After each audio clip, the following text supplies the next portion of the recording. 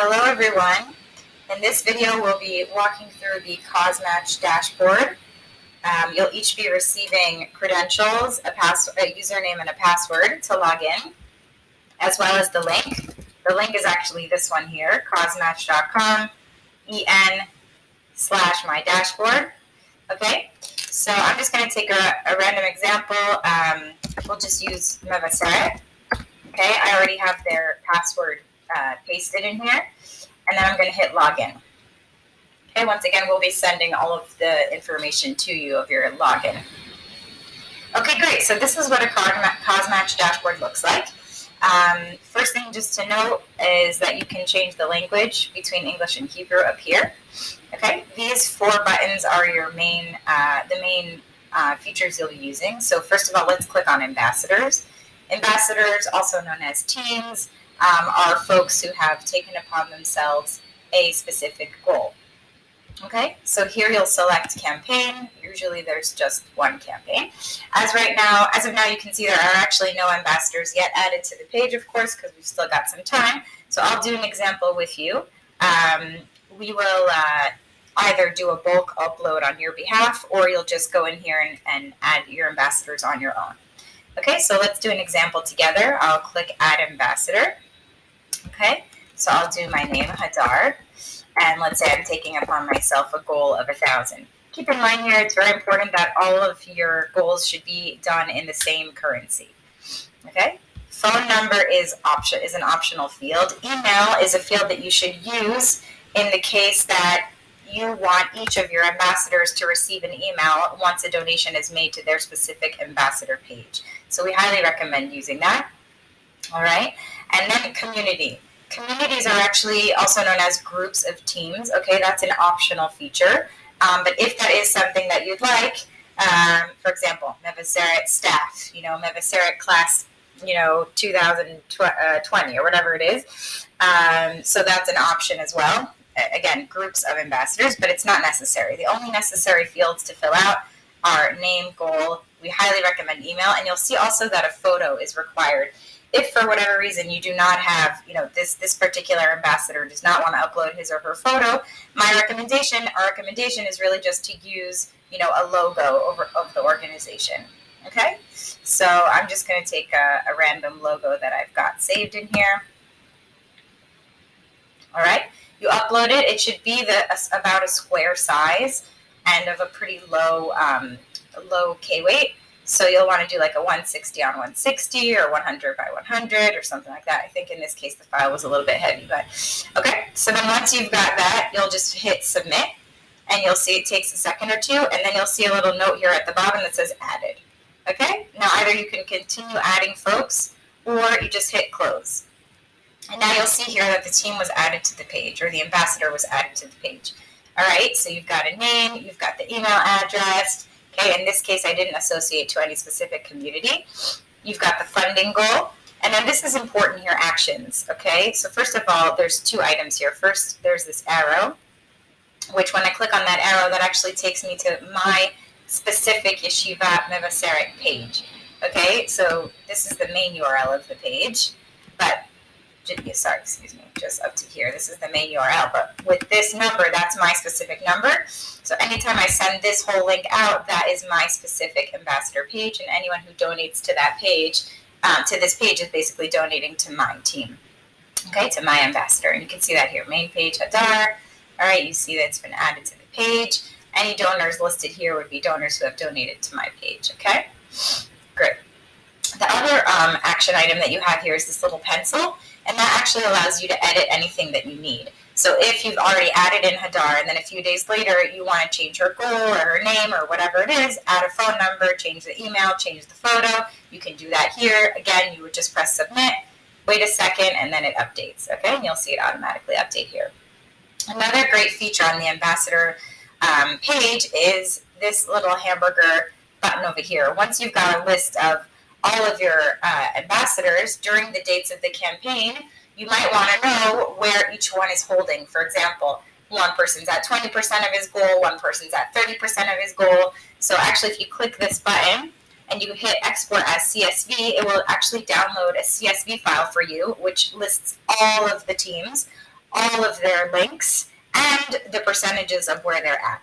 Okay, so this is very helpful. Our recommendation is to open it actually within Excel. So it's going to export a CSV, which is a comma separated value file. You don't actually need you don't need to open it as a comma separated value. We recommend to open it in Excel or in Google Sheets. So that's ambassadors. If I click here, this home button, I'm going to go back to the home page. And you'll see here communities. That's what we spoke about before. That's groups of teams. Again, in this case, there are no groups of teams yet, so there's nothing listed here, but the exact same features apply if you were to add one. Okay, adding community, you could do that. You could edit it. Exactly all the same features are available as ambassadors as they are here. Now I'm going to go back to the home page.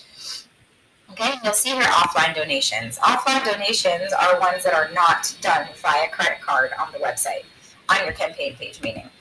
Okay, so for example, you've got someone who wants to make a donation in cash or in check or a bank transfer or something like that. So you could do that here. All right, so first of all, they can contribute to a specific ambassador if they want. In this case, the only one that we added was mine. So that's added here. Okay, you can select currency as well. And you'll see marked in purple are the only fields that are mandatory. So that's currency, amount, name, first name, last name. So let's do an example together. Okay, Murad. Okay, now it is our very strong recommendation to add other fields as well. First of all, email, because that way they'll receive an email confirmation that the donation was made and added to the page, which is great. Okay, the other piece that we recommend is a phone number, should you need to reach out to them for any other reason.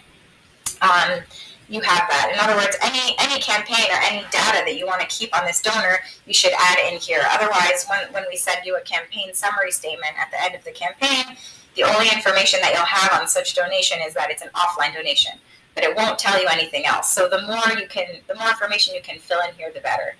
All right. If the donor wants to add a comment onto the page, okay, let's say Mazal Tov, Moshe or whatever it is, you'll just check off the V here and you'll add it in. Okay? And this comment will actually be featured on the campaign page alongside the donation. All right? And another field that we highly recommend you use is internal notes. This is not shown on the campaign page. This is just for you as the organization to see. But for example, you could say, Adar gave me cash, or a check or whatever it is, or Moshe said he'd pay me later or whatever it is. We highly recommend using this field to write whether it's a check or bank transfer or whatever it is. Again, whatever you don't include here, you just won't have that information, and chabal, right? You want to, Bezrat Hashem, you'll be doing future campaigns, and you want to have as much data on your donors as possible. Okay? And then you'll just press submit donation, and that will automatically appear on the campaign page. Okay? Just a note here, the reason this says ×1 is this particular campaign does not have matching. But if, for example, you do have matching, let's say it's ×2 matching, then the multiplier here would be ×2. Okay? And then this would say 100. All right, now we're going to go back to the home page. All right, and the last button here is see donations. Okay, so this is where you can actually see anyone who has donated to your page thus far. Okay, right now there's actually no donations, but why don't we do together a test donation from the offline donations, just so I can walk you through the different elements of that. Okay, so let's just do again. For example, all right, first name, last name. In this case, that's all I'm going to fill out. I'm going to hit submit donation, and it goes through to the campaign page. And now we go back to the home page, we click see donations, and we'll see my donation there. Okay, great. So this is what a donation looks like, all right? We've got the ID, which is very important. I'll explain in a moment. Name, email. Email will show up as offline at CauseMatch if you didn't put in an email when an offline donation was made. Okay, amount, currency, multiplier. Again, this will say 2 if you've got ×2 matching.